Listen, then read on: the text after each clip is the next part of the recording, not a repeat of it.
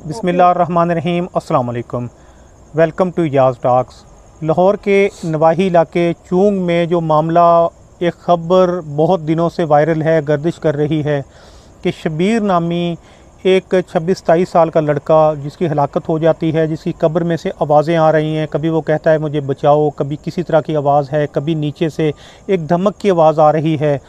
तो मैं इस वक्त वहीं पर मौजूद हूँ। पहले भी मैं कई दिन यहाँ पर आता रहा, बहुत सारे इंटरव्यूज़ मैंने यहाँ पर आके लोगों के किए। तो ये जो भाई मेरे साथ खड़े हुए हैं, दूसरी मरतबा मैं इनके पास आया हूँ। तो जो असल वजह थी ना शबीर की मौत की, कि शबीर आखिर अपनी भरी जवानी में क्या तिब्बी मौत मरा, उस पर कुदरती मौत आई, या कोई उसके साथ कोई दुश्मनी निकाली गई, कोई लेन देन का मामला था, और अल्लाह ना करे वो मर चुका हो, वो ज़िंदा हो। हमारी दुआ है कब्र में कल या 15 तारीख को कब्र कुशाई हो जाएगी। तो आइए इनसे बात करते हैं जी। अस्सलाम वालेकुम। वालेकुम सलाम। सर जी इस तरह आ रहा है, घरों ना आ रहा है, काम ਤੇ ਜਾ ਰਿਹਾ ਸੀ, ਸਰੀਏ ਦਾ ਕੰਮ ਕਰਦਾ ਸੀ ਮੁੰਡਾ, ਤੇ ਉਹ ਜਾ ਰਿਹਾ ਸੀ ਤੇ ਜਾਂਦੇ ਨਾਲ ਉਹਦੇ ਦਿਲ ਤੇ ਦਰਦ ਹੋ ਰਹੀ ਸੀ ਸੀਨੇ ਤੇ। ਤੇ ਉਹਦਾ ਭਾਈ ਕਹਿੰਦਾ ਭਾਈਓ ਮੈਨੂੰ ਦਵਾਈ ਲਿਆ ਦਿਓ, ਮੇਰੇ ਦਰਦ ਹੋ ਰਹੀ ਹੈ। ਉਹ ਉੱਤੋਂ ਆ ਜਾਂਦਾ ਠੇਕੇਦਾਰ ਕਹਿ ਰਿਹਾ ਜੀ ਤੁਸੀਂ ਚਲੇ ਜਾਓ ਤੇ ਮੈਂ ਇਹਨੂੰ ਦਵਾਈ ਲੈ ਦਿੰਦਾ।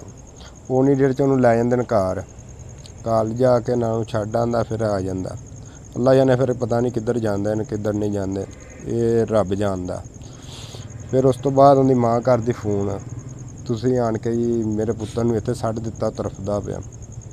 ਉਹ ਫਿਰ ਆਉਂਦੇ ਨੇ, ਲੈ ਜਾਂਦੇ ਨੇ ਹੌਸਪੀਟਲ ਜਾਂਦੇ। ਪਹਿਲੇ ਉਹਨੂੰ ਜਾਣਾ ਸੀ ਜਨਾਹ ਹੌਸਪੀਟਲ, ਉਹ ਲੈ ਕੇ ਨੂਨ ਮਾਰਕੀਟ ਵੱਲ ਉਹ ਸਾਰਾ ਘੁੰਮ ਘੁਮਾ ਕੇ ਫਿਰ ਜਨਾਹ ਹੌਸਪੀਟਲ ਲੈ ਕੇ ਗਏ ਨੇ। ਉਹ ਜੀ ਉਨੀ ਦੇਰ ਉਹਦੀ ਇਹੀ 2-3 ਘੰਟੇ ਲੱਗ ਗਿਆ ਜਾਣ ਦੇ ਵਿੱਚ।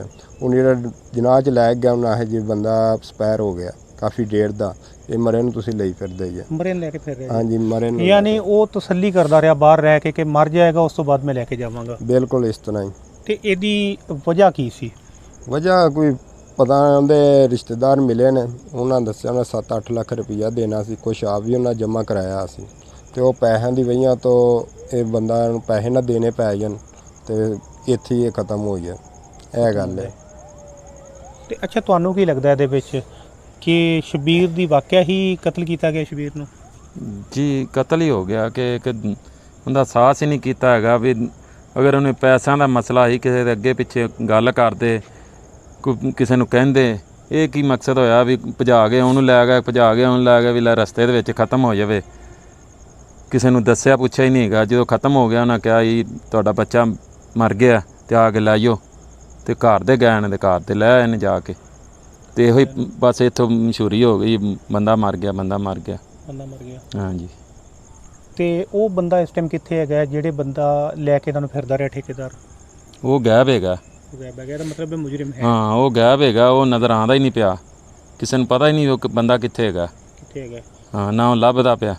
ਤੇ ਅੱਛਾ ਦੱਸੋ ਕਿ ਅਗਰ ਸ਼ਬੀਰ ਜ਼ਿੰਦਾ ਹੈ ਤੇ ਉਹਨੂੰ ਕੱਢ ਲੈਣਾ ਚਾਹੀਦਾ ਸੀ ਨਾ ਹੁਣ ਤੱਕ, ਤੇ ਕਬਰ ਕੁਸ਼ਾਈ ਸੁਣਿਆ ਕਿ ਕੀਤੀ ਗਈ ਸੀ ਪਹਿਲੇ? ਜੀ ਸਰ ਜੀ, ਇਹਦੇ ਹੱਕ ਬਣਦਾ ਨਾ, ਮੁਸਲਮਾਨ ਆ ਸੀ, ਕੱਢਣਾ ਚਾਹੀਦਾ ਸੀ। ਅਗਰ ਆਵਾਜ਼ਾਂ ਆਈਆਂ ਕੋਈ ਐਡਾ ਇਸ਼ੂ ਵੀ ਨਹੀਂ ਹੈਗਾ, ਕੱਢ ਵੀ ਲੈਂਦੇ, ਕੋਈ ਐਡਾ ਇਸ਼ੂ ਨਹੀਂ ਹੈਗਾ ਸੀ। ਅਗਰ ਬੰਦਾ ਜ਼ਿੰਦਾ ਨਿਕਲ ਆਉਂਦਾ ਤੇ ਕੀ ਹੋਣਾ ਸੀ, ਚਲੋ ਉਹਨਾਂ ਦੀ ਜਾਨ ਬਚ ਜਾਣੀ ਸੀ। ਹੁਣ ਇਸ ਟਾਈਮ ਜਿਹੜਾ ਨਾ ਉਹ ਖਤਮ ਹੋ ਚੁੱਕਿਆ। ਤੇ ਜਿਹੜੀ ਕਬਰ ਕੁਸ਼ਾਈ ਪਹਿਲੇ ਕੀਤੀ ਗਈ ਸੀ ਉਹਦੇ ਬਾਰੇ ਦੱਸੋ।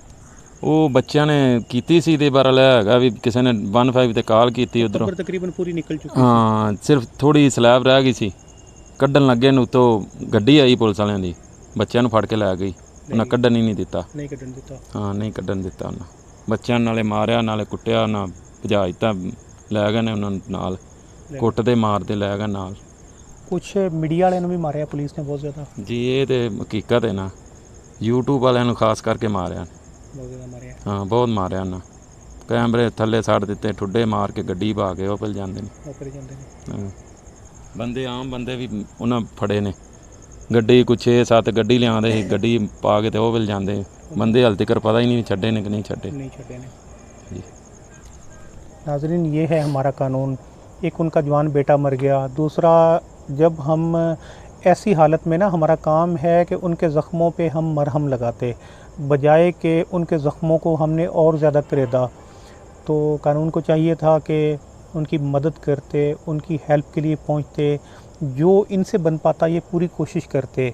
हमारी अदलिया को भी चाहिए था कि जल्दी से जल्दी वो ऑर्डर पास करते, उसकी कब्र कुशाई की जाती और उसको कब्र कुशाई करने के बाद पता लगाया जाता कि वो बंदा ज़िंदा है, वो लड़का, वो शब्बीर ज़िंदा है या वाकई उसकी हलाकत हो चुकी है।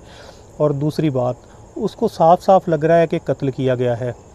तो क्या मामलात हैं, बहुत जल्द इंशाल्लाह आपके सामने आएंगे। तो इसी के साथ इजाज़त चाहते हैं। अल्लाह निगहबान।